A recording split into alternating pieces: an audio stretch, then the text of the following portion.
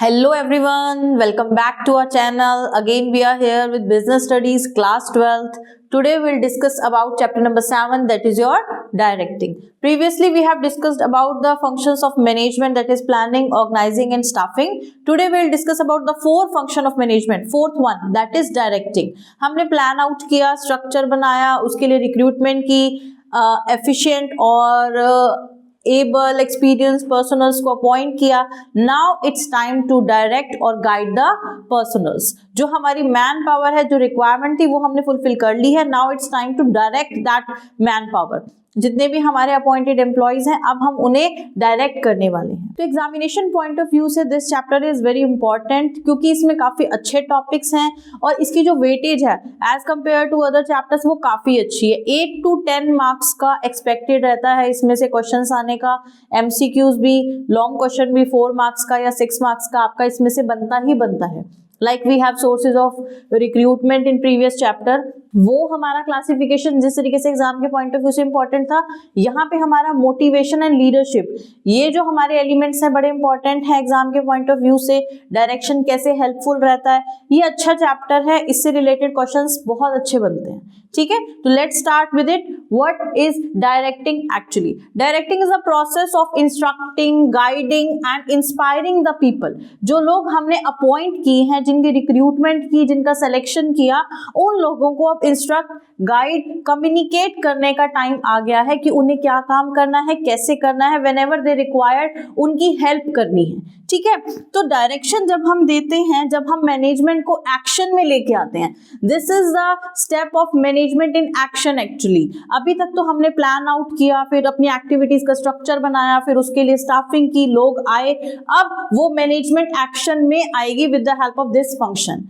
आपने इंस्ट्रक्ट करना है, गाइड करना है, तो ये डायरेक्टिंग जो हमारा फोर्थ फंक्शन है, यहाँ इसके फीचर्स क्या है कि ये किस तरीके से वर्क करता है. ठीक है, let us discuss these one by one.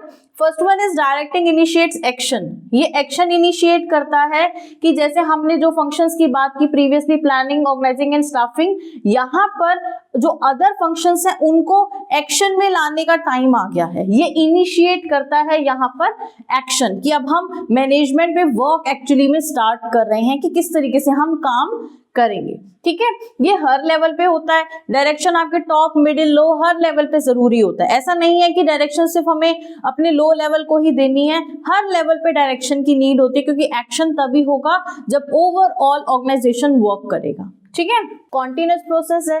Continuous क्यों है? क्योंकि अगर आपने किसी को एक इन्फॉर्मेशन कम्युनिकेट की या एज अ लीडर किसी को गाइड किया तो ऐसा नहीं है कि दोबारा नहीं करना पड़ेगा. ये कॉन्टिन्यूसली हमें लगातार करना पड़ता है.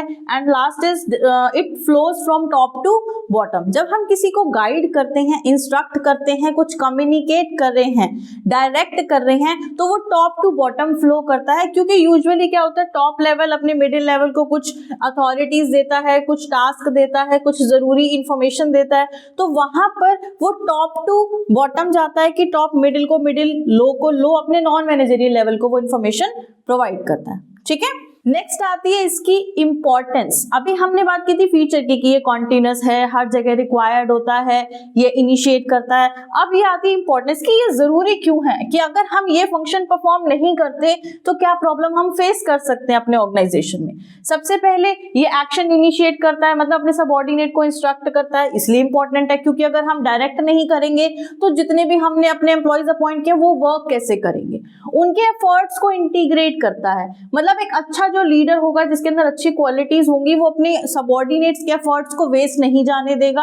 उनकी एबिलिटीज के अकॉर्डिंग अगर उन्हें काम देगा, उनके एफर्ट्स को इंटीग्रेट करेगा, क्योंकि वो सब मिलकर के जब अपना अपना काम करेंगे तो हम ऑर्गेनाइजेशनल ऑब्जेक्टिव अचीव कर सकते हैं. ठीक है, it attempts to get the maximum out of individual. Maximum means कि जब किसी इंडिविजुअल के अंदर कोई क्वालिटी है, वो कैसा परफॉर्म कर रहा है और हम उससे अच्छा काम करवा सकते हैं एज अ लीडर, तो यहाँ पर डायरेक्शन हेल्प करता है.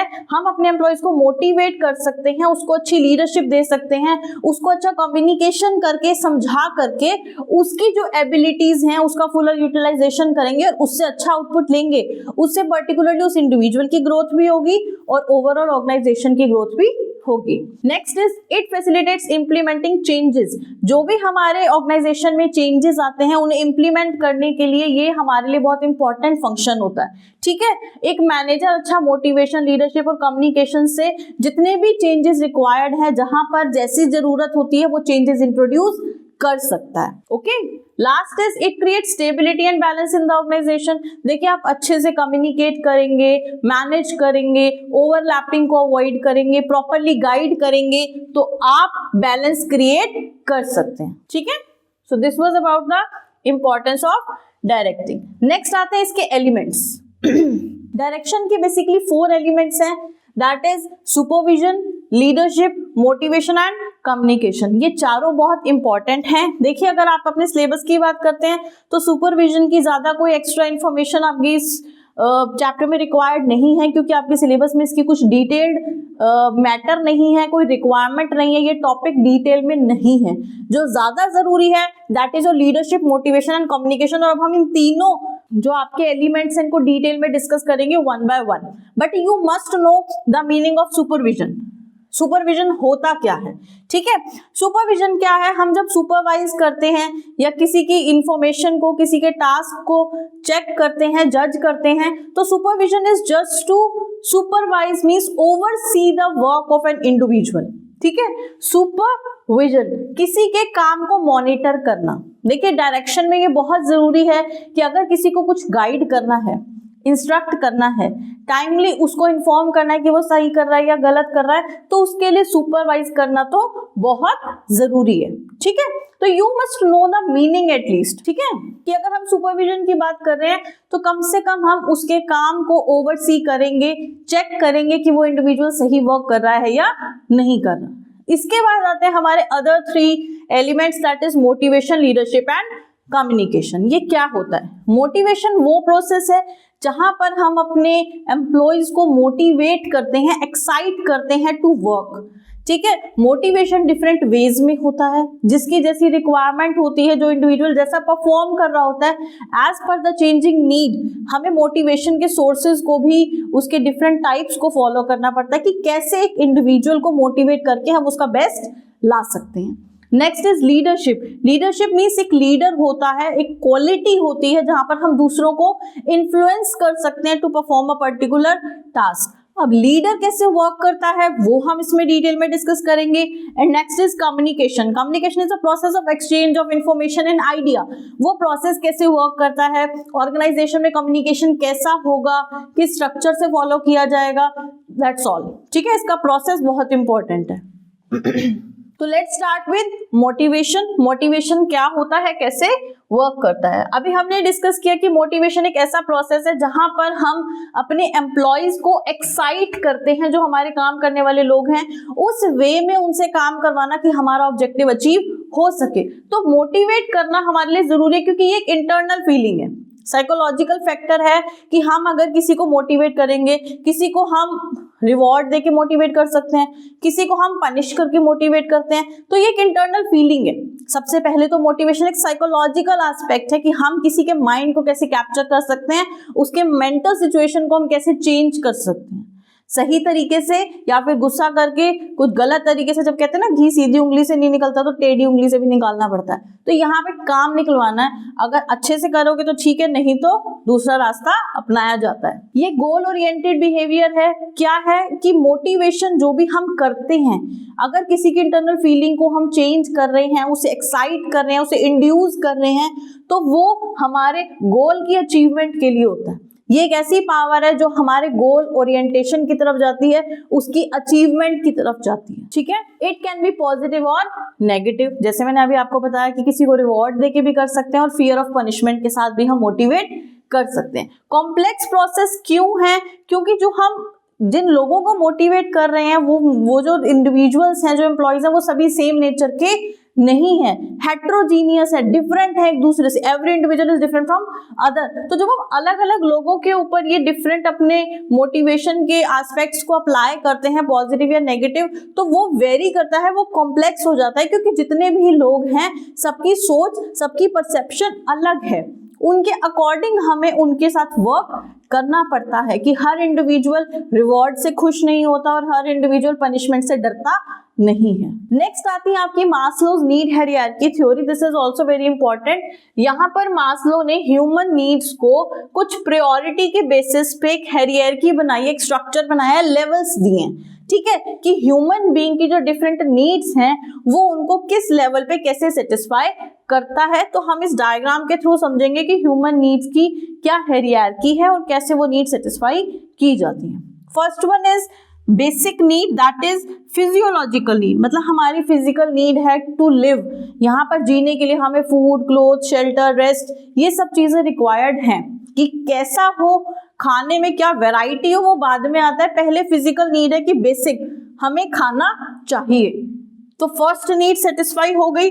अब आपकी फिजिकल नीड अच्छी हो गई है, पूरी हो गई है कि आपको फूड, क्लोथ, शेल्टर, रेस्ट सब कुछ मिल रहा है। अब आपको चाहिए सेफ्टी। जिस एनवायरनमेंट में, जिस सोसाइटी में आप रहते हैं, वहां पे जब आपको खाना पीना मिल गया, अब आपको सेफ्टी चाहिए, सिक्योरिटी चाहिए, आसपास के एनवायरनमेंट से जो लोग हैं, अच्छा घर चाहिए, सिक्योर रहना चाहते हो आप, आपको उसके लिए पैसे भी चाहिए। वो नीड्स आपकी पूरी हो गई। यहाँ पर आपकी इन दो लेवल पे बेसिक नीड्स पूरी हो जाती है।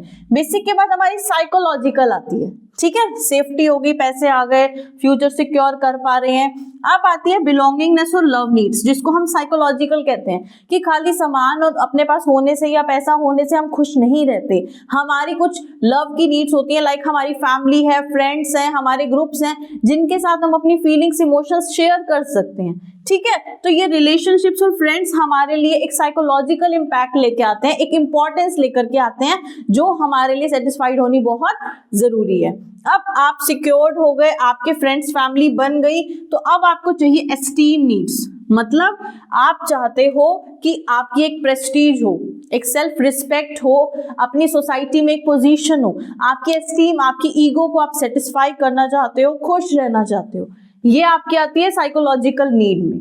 और लास्ट आती है फिफ्थ नंबर पे आपकी सेल्फ एक्चुअलाइजेशन नीड, मींस कि आपकी जो एबिलिटी है, आपका जो पोटेंशियल है, उसका फुलर यूटिलाइजेशन, सेल्फ एक्चुअलाइजेशन। जैसे एक म्यूजिशियन है, वो अच्छा काम करता है, इनिशियली धीरे धीरे परफॉर्म करता है, लेकिन जब वो अपने वर्क में अपनी जो भी उसकी स्किल्स हैं उसमें एक्सपर्ट हो जाता है, उसकी एक फेमस पर्सनालिटी बन जाता है, उसके ऊपर उसके स्किल्स की मैक्सिमम डेवलपमेंट हो जाती है, तो हम उसको कहते हैं कि उसकी सेल्फ एक्चुअलाइजेशन नीड है। मींस कि उसके अपना पोटेंशियल एक डेवलप हो जाता है, उसकी क्रिएटिविटी डेवलप हो जाती है।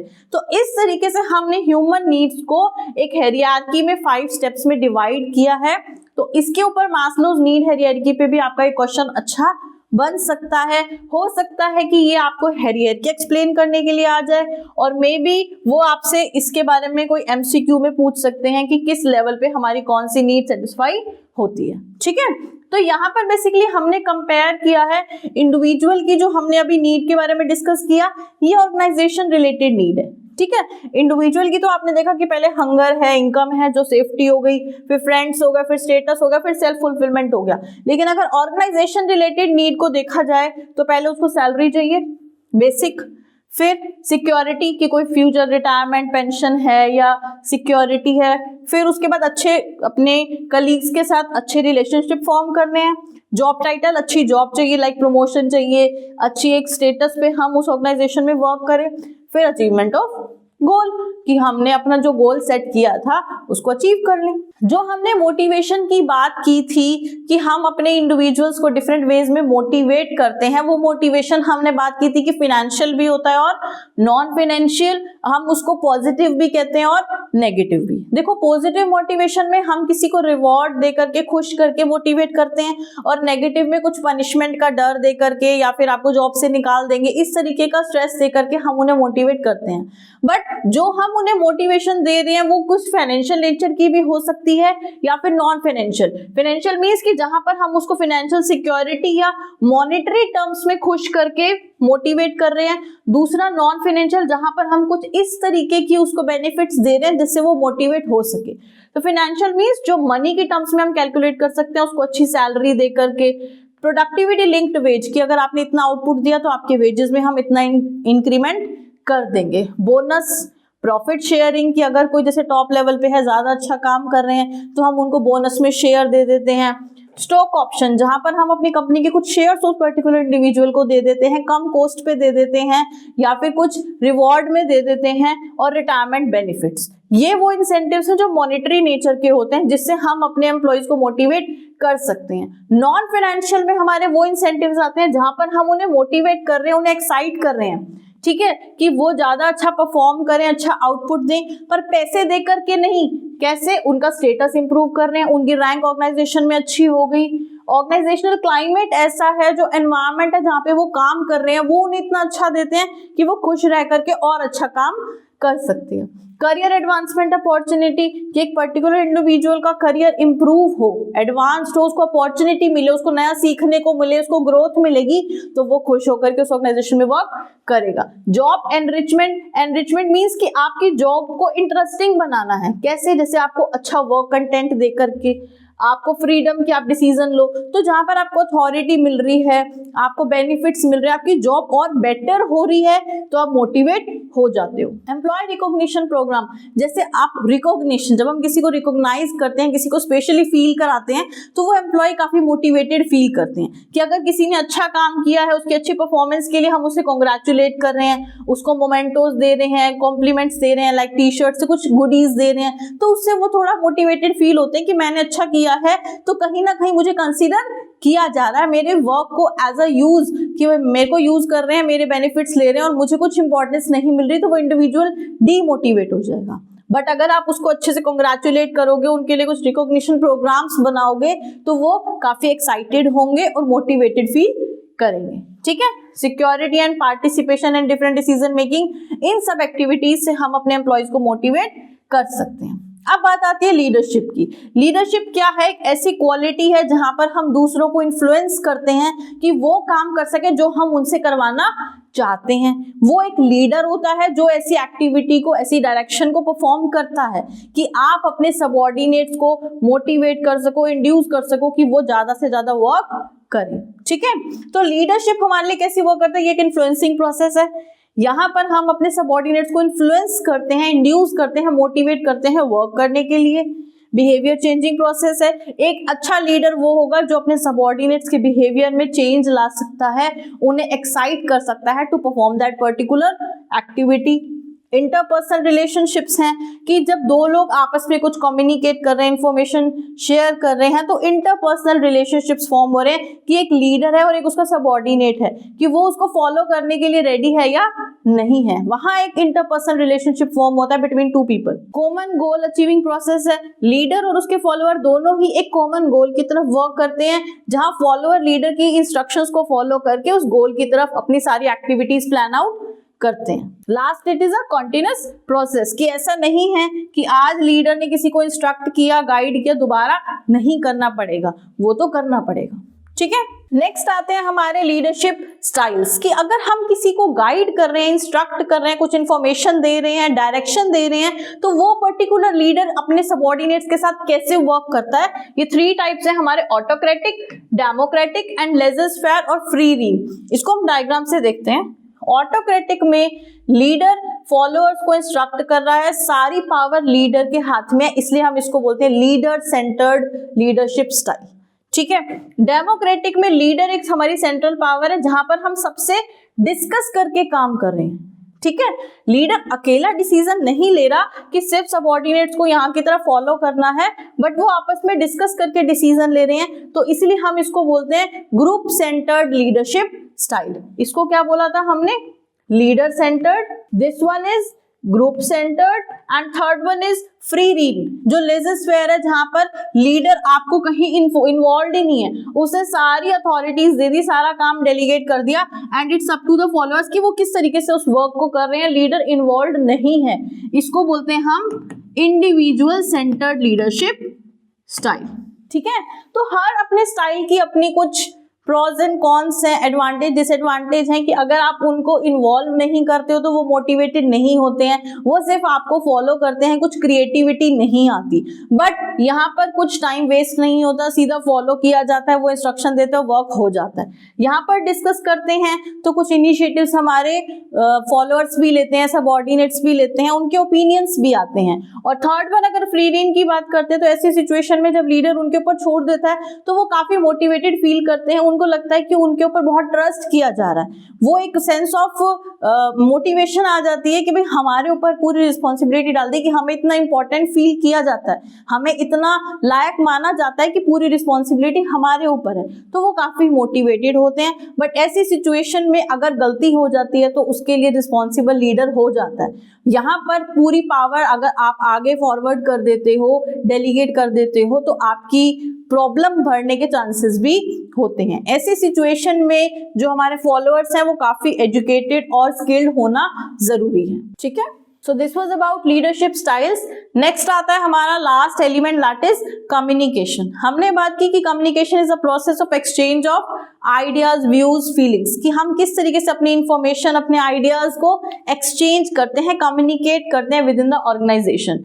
कम्युनिकेशन के लिए कम से कम 2 लोग जरूरी हैं, कोई आइडियाज, इंफॉर्मेशन का एक्सचेंज जरूरी है, म्यूचुअल अंडरस्टैंडिंग बहुत जरूरी है। अगर म्यूचुअली अंडरस्टैंडिंग नहीं होगी तो कम्युनिकेशन प्रोसेस इफेक्टिव नहीं होगा, हम एक दूसरे की बात को समझ नहीं पाएंगे। डायरेक्ट भी हो सकता है, इनडायरेक्ट भी, कि मैं खुद आपको कोई बात बोलूं या किसी के थ्रू आपके पास मैसेज भेजूं, that will be indirect. Continuous है, कम्युनिकेशन जरूरी है टाइम टू टाइम, और use of words as well as symbols. आपको कम्युनिकेट करने के लिए वर्ड्स और सिंबल्स की जरूरत पड़ती है, किस तरीके से हम इंफॉर्मेशन को दूसरे लोगों को कम्युनिकेट कर सकते हैं। ठीक है, इसके बाद नेक्स्ट आता है हमारे एलिमेंट्स ऑफ कम्युनिकेशन, और you can say that communication process, कि ये कम्युनिकेशन में जो हम एक्सचेंज करते हैं ये प्रोसेस वर्क कैसे करता है। ठीक है, सबसे पहले इस प्रोसेस के लिए हमारे पास मिनिमम 2 पर्सन्स की रिक्वायरमेंट होती है, जो 2 लोग आपस में इंफॉर्मेशन को शेयर करेंगे। ठीक है, प्रोसेस स्टार्ट होता है सेंडर से। सेंडर वो इंडिविजुअल है जिसके पास कोई मैसेज है, कोई सब्जेक्ट मैटर है, कोई आइडिया है जिसको वो आगे ट्रांसफर करना चाहता है। अब सेंडर है जो ये प्रोसेस स्टार्ट करेगा, मैसेज वो सब्जेक्ट मैटर है जो इंफॉर्मेशन वो ट्रांसपोर्ट मतलब आगे फॉरवर्ड करना चाहता है। उसके बाद होगी एनकोडिंग, मींस उस मैसेज को डिफरेंट वर्ड्स, सिंबल्स, जेस्चर्स में एनकोड करना, मींस उसको फॉर्म देना कि वो यूज किए जा सके और इंफॉर्मेशन को कम्युनिकेट किया जाए। ठीक है, तो एनकोडिंग इज द प्रोसेस जहां पर हम कन्वर्ट करते हैं मैसेज को डिफरेंट वर्ड्स और जेस्चर्स में। अब यहाँ पर हमारे कुछ कम्युनिकेशन बैरियर में, कुछ टेक्नोलॉजिकल बैरियर की वजह से ये इमेज हमारे कंटेंट पे आ गई है, तो it will be difficult for me to communicate this information.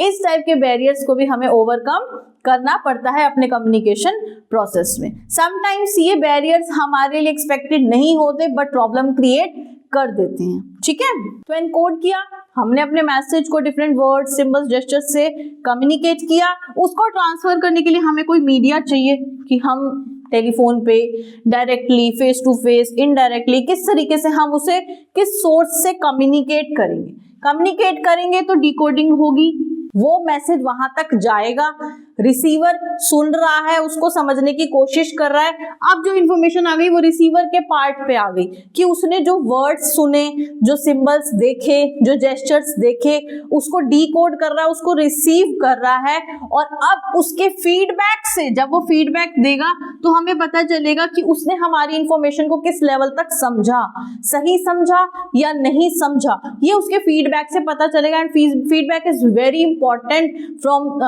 Communication point of view. अगर इफेक्टिव चाहते हैं तो फीडबैक बहुत जरूरी है। ठीक है, अब इस प्रोसेस में जो ये नॉइस है, ये क्या काम करती है, बैरियर का।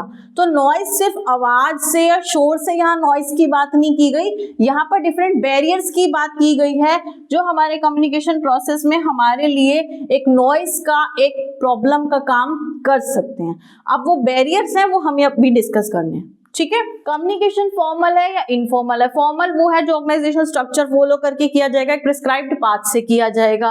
फॉर्मल रिलेशन है, रिटर्न ओरल होगा या किस तरीके का मैसेज है। ऑफिशियल जो कम्युनिकेशन है वो हमारा फॉर्मल होता है, और जो हमारा इनफॉर्मल कम्युनिकेशन होता है उसमें हमारा कोई प्रिस्क्राइब्ड पाथ नहीं होता, वहां कुछ डेलिबरेटली एफर्ट नहीं किए जाते या कोई ऑफिशियल मैसेज नहीं है जिसको हम ट्रांसफर कर रहे हैं, ठीक है। इनफॉर्मल में हमारा कम्युनिकेशन होता है जिसमें कोई एक ग्रेप वाइन फॉर्म हो जाती है जिसका कोई हमें मेन पॉइंट नहीं पता, आपस में सब एक दूसरे से कुछ इंफॉर्मेशन शेयर कर रहे हैं, कोई अनसर्टेन पाथ पे किसी भी तरीके की पर्सनल या ऑर्गेनाइजेशनल इंफॉर्मेशन शेयर हो जाती है। Got it? यहाँ पर कुछ अच्छी बात ये है कि क्विक डिसीजन हो जाते हैं, क्विक इन्फॉर्मेशन ट्रांसफर हो जाती है, बट प्रॉब्लम ये है कि अगर वो बात गलत तरीके से मूव हो गई तो र्यूमर स्प्रेड हो जाते हैं, ऑर्गेनाइजेशन के लिए वो प्रॉब्लमैटिक भी हो जाता है, ठीक है। अब नेक्स्ट पॉइंट क्या आता है हमारे कम्युनिकेशन, नेक्स्ट आता है हमारे बैरियर्स टू इफेक्टिव कम्युनिकेशन, कि हमारे कम्युनिकेशन में अगर कोई नॉइज क्रिएट हो सकती है या प्रॉब्लम्स क्रिएट हो सकती हैं तो वो हमारे 4 टाइप के बैरियर्स हैं। वो जो प्रॉब्लम्स हम फेस करते हैं वो कैसे कैसे कर सकते हैं। First is semantic, that is related to language, कि हम जो एक्सप्रेस कर रहे हैं, जो वर्ड्स यूज कर रहे हैं उसमें प्रॉब्लम है। साइकोलॉजिकल और इमोशनल, मतलब सामने जो रिसीव कर रहा है उसकी स्टेट ऑफ माइंड, उसकी इमोशनल कंडीशन कैसी है, सेंडर की कैसी है। ऑर्गेनाइजेशनल, मतलब कुछ स्ट्रक्चर ऐसा है, पूरा पाथ ऐसा है जहां पर कम्युनिकेट करना इजी भी हो सकता है और डिफिकल्ट भी। पर्सनल बैरियर, उस पर्टिकुलर इंडिविजुअल की, उस सामने वाले इंडिविजुअल के साथ कुछ पर्सनल रिलेशंस अच्छे नहीं हैं, उनकी आपस में नहीं बनती, तो वो पर्सनल रिलेशंस भी हमारे लिए बैरियर का काम करते हैं। अब सिमेंटिक बैरियर्स कौन कौन से होते हैं? बैड एक्सप्रेशन, आपने जो वर्ड्स यूज किए वो अच्छे नहीं थे, आपने अपनी इंफॉर्मेशन को अच्छे से एक्सप्रेस नहीं किया। सिंबल्स के अलग अलग मीनिंग है, जैसे what is the value of computer, what is the value of this mobile set, I value our friendship. यहाँ पर इस वैल्यू का मीनिंग हर टर्म्स में डिफरेंट है, तो यहाँ सामने वाले ने अगर कुछ गलत वर्ड का मीनिंग समझ लिया तो इंफॉर्मेशन में, कम्युनिकेशन में प्रॉब्लम और बैरियर क्रिएट हो जाता है। ट्रांसलेशन, जहां पर रिसीवर अपना इंफॉर्मेशन समझ नहीं पा रहा, उसको नॉलेज नहीं है, उसने अच्छे से वोकैबुलरी उसकी डेवलप्ड नहीं है, वो नहीं समझ पाया, तो ट्रांसलेशन अच्छा नहीं होगा, बैरियर क्रिएट होगा। उसने कुछ अज्यूम किया हुआ, उसकी ऑलरेडी कुछ अनक्लैरिफाइड अजम्पशंस हैं कि ये तो यही कहेगा, वो हमारे लिए एक बैरियर क्रिएट कर देती है। उसके अलावा टेक्निकल जार्गन, जहां पर टेक्निकल कुछ प्रॉब्लम आ जाती है and we are not able to communicate with each other, तो यहाँ पर हमारे लिए प्रॉब्लम आ जाती है। कुछ ऐसे वर्ड्स, कुछ ऐसी टेक्निकल टर्म्स हैं जो प्रॉब्लम क्रिएट कर सकती हैं। साइकोलॉजिकल में कि आपने पहले ही प्रीमेच्योर इवैल्यूएशन कर रखी, ये तो मेरे को लड़ नहीं आ रहा है या फिर ये मेरे को मतलब बुरा भला ही कहेगा, तो वो कम्युनिकेशन इफेक्टिव नहीं होगा। अटेंशन नहीं है, सुन ही नहीं रहे ध्यान से। ट्रांसमिशन और पुअर रिटेंशन है कि अच्छे से इंफॉर्मेशन स्प्रेड नहीं हुई, एक पाथ हमने फॉलो किया, इनडायरेक्ट वे में किसी के थ्रू इंफॉर्मेशन पास की, तो वो इंफॉर्मेशन पूरी एज इट इज ट्रांसफर नहीं हो पाती। डिस्ट्रस्ट, आपस में ट्रस्ट नहीं है, विश्वास नहीं है, तो वो भी एक बैरियर क्रिएट करता है, ठीक है। नेक्स्ट इज ऑर्गेनाइजेशनल, कि हमारी कुछ पॉलिसीज हैं, जैसे हम ऑर्गेनाइजेशन में कहते हैं हमारी पॉलिसी की इंफॉर्मेशन जो पास होगी, जो कम्युनिकेशन होगा, that should be in written form. तो जो बात हम फटाफट कॉल करके या मैसेज करके किसी को इन्फॉर्म कर सकते हैं, वो सामने वाले को भी आपको रिटन फॉर्म में देनी है, हर चीज रिटन फॉर्म में होगी, तो that will be created considered as a barrier, वो एक बैरियर क्रिएट करेगा आपके कम्युनिकेशन। रूल्स रेगुलेशंस फॉलो करने, आपका स्ट्रक्चर इतना कॉम्प्लेक्स है कि समझ ही नहीं पा रहे कि कहाँ से शुरू करें, कहाँ खत्म करें, तो वो हमारे लिए एक बैरियर का काम करता है। लास्ट आते हैं पर्सनल बैरियर, वो पर्सनल अपनी एक इंडिविजुअल की पर्सनालिटी से रिलेटेड होंगे, उसके अपने फैक्टर्स हैं। सुपीरियर के अपने बैरियर्स हो सकते हैं कि वो सोचता है कि सामने वाले को अपनी इंफॉर्मेशन दे दूंगा तो मेरी अथॉरिटी चली जाएगी, सारे डिसीजन मैं खुद लूं, वो इंफॉर्मेशन पूरी देता ही नहीं है। उसको सबऑर्डिनेट में कॉन्फिडेंस नहीं है, और सबऑर्डिनेट को ये लगता है कि भाई उसको प्रॉपर इंसेंटिव नहीं मिल रहा, तो वो ज़्यादा ध्यान से सुनता नहीं है, काम नहीं करता। तो ये सारे कहीं ना कहीं बैरियर्स क्रिएट करते हैं, और इनको ओवरकम करने के लिए हमें ज़रूरी है कि हम आइडियाज़ को क्लेरिफाई करें। Communication needs of the receiver के अकॉर्डिंग हो, कि जिसको मैसेज दे रहे हो उसको वो इन्फॉर्मेशन चाहिए, कैसे चाहिए, कब चाहिए, किस वे में क्या वर्ड्स यूज किए जाएंगे, उसको समझ आते हैं नहीं, वो सब सोच करके।